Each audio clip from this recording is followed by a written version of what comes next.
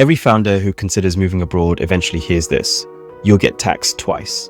It's usually said with confidence. It's usually said without precision. If you run a SaaS company billing globally, an Amazon or Shopify e-commerce brand, a digital product business selling worldwide, a consulting or service business with international clients, and you're thinking about moving from the UK, US, Canada, Australia, New Zealand, Ireland, or Germany to somewhere like Dubai, Thailand, Portugal, or Spain, you need to understand something very clearly. Double taxation is real, but it is not automatic. And when it happens, it is usually because of structure, not geography. So stick with me for the rest of the video and let me help you make this clear. Now, why this question is bigger than it looks. Online businesses are borderless. You can live in Dubai, own a US LLC, operate an Irish limited, sell to customers in Germany, use fulfillment in Canada, bill clients in Australia. The digital economy makes physical relocation easy. Tax systems were not designed to disappear just because you bought a one-way ticket. When people ask, will I pay tax twice? What they really mean is, will my home country still tax me? Will my new country tax me? Will both tax the same income? Will I end up worse off than if I stayed put? The answer depends on 5 core areas: personal tax residency, corporate tax residency, source of income, permanent establishment, risk, double tax treaties, and foreign tax credits. Let's break this down properly. Number 1, personal tax residency, the first trigger. Every country has rules to determine when you are tax resident. The UK uses the statutory residence test. The US taxes based on citizenship and substantial presence. Canada looks at residential ties. Australia examines domicile and days. Germany focuses on habitual residence. Ireland uses day count and ordinary residence rules. New Zealand applies physical presence and permanent place of abode tests. Different language, same principle. If you are considered tax resident in a country, that country usually taxes your worldwide income. That includes business profits, dividend, SaaS revenue, e-commerce income, capital gains. If you move abroad but fail to properly break residency in your original country, you can remain fully taxable there. Example, Australian SaaS founder moving to Thailand. An Australian SaaS founder relocates to Thailand and spends most of the year there. Number 2, dual residency.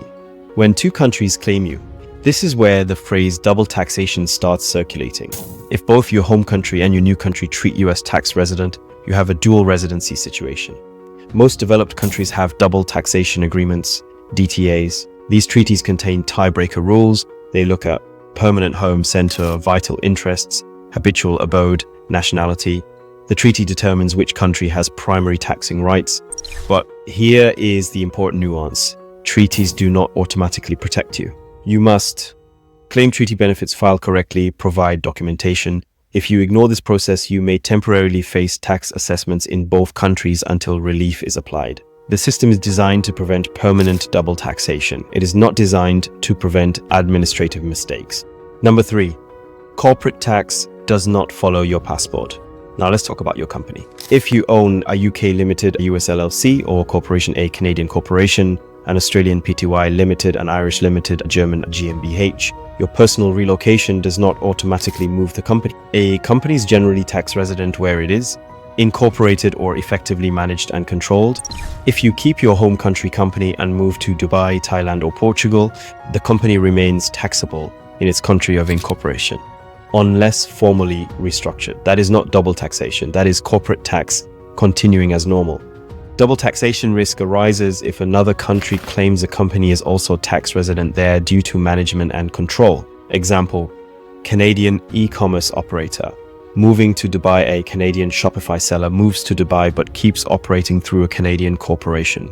Canada continues taxing the company's profits. Dubai does not impose personal income tax on individuals. If the founder becomes non-resident in Canada and properly breaks residency, personal dividend tax in Canada may not apply, depending on withholding rules and treaty structure. In this case, there is no double taxation, there is corporate tax in Canada and potentially no personal tax in Dubai. But if the founder fails to break Canadian residency properly, Canada may still tax his worldwide personal income. Structure determines outcome. Number 4, the US is different. If you are a US citizen, the rules are stricter. The United States taxes based on citizenship, not just residency. Even if you move to Dubai, Thailand, or Europe, you generally remain subject to US tax filing requirements. The US does offer foreign earned income exclusion, FEI, foreign tax credits, but US citizens rarely escape US tax entirely. They can reduce or offset it, but compliance remains. This is why global advice cannot be copy-pasted across countries. A German moving to Dubai is treated differently from an American moving to Dubai. Number 5, source of income. Where is value created? Even if you are non-resident in your home country, certain income may still be taxed there if it is sourced locally.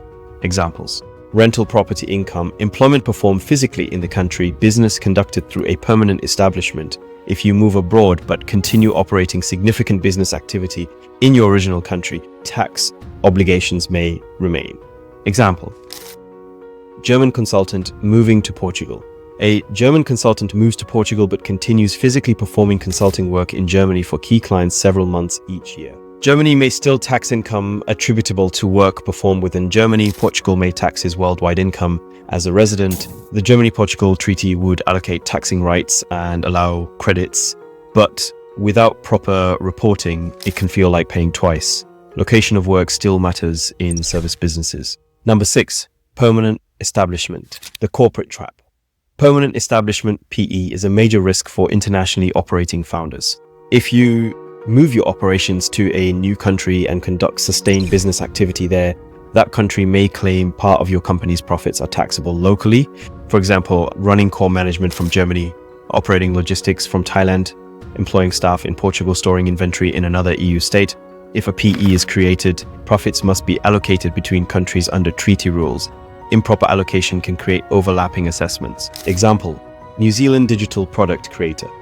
Moving to Spain, a New Zealand digital course creator relocates to Spain and runs the entire operation from there. If Spain considers that management and key decision-making occur there, Spain could argue that a Spanish permanent establishment exists.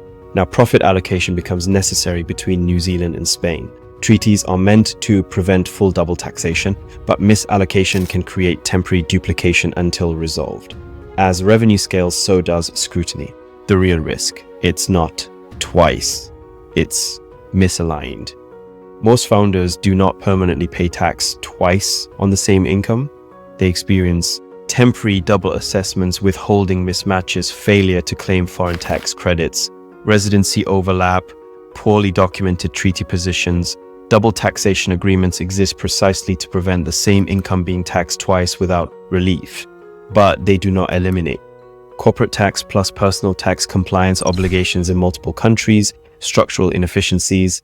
If you keep a home country company, become resident elsewhere, extract dividends inefficiently, ignore exit procedures, you create friction, not because the system is broken, because your structure is. Escalation. Growth magnifies risk. When revenue is small, mistakes feel survivable. When your SaaS MRR hits 6 figures monthly, your Amazon turnover crosses 7 figures, your consulting firm scales internationally, your digital brand expands globally, cross-border errors compound, tax authorities share information. Banking transparency has increased globally. Automatic exchange of information agreements exist between most developed countries. The world is not opaque anymore. If you scale internationally, your tax structure must scale too. So, do you pay tax twice if you move abroad? You might temporarily. You might if you fail to break residency. You might if you misapply treaty relief. You might if you create dual corporate residence. But if structured correctly, most developed countries have treaties that prevent permanent double taxation on the same income. The key is alignment. Personal residency, corporate residency, income source, treaty application, foreign tax credit claims. Relocation is not a tax solution. It is a tax restructuring event. If you're watching this and you are in the UK thinking about Dubai, in Canada thinking about Thailand, in Australia looking at Portugal, in Germany considering the UAE, in the US trying to understand global tax exposure, your question should not be, will I pay tax twice? Your question should be, have I properly exited one system before entering another? Comment below, where are you moving from? Where are you moving to? Are you keeping your existing company? Are you running SaaS, e-commerce, consulting, or digital products? I read the comments, and real cross-border scenarios shape future breakdowns. If you want serious analysis for internationally operating businesses, not surface-level relocation myths, subscribe. Because moving abroad should expand your options, not duplicate your tax bill.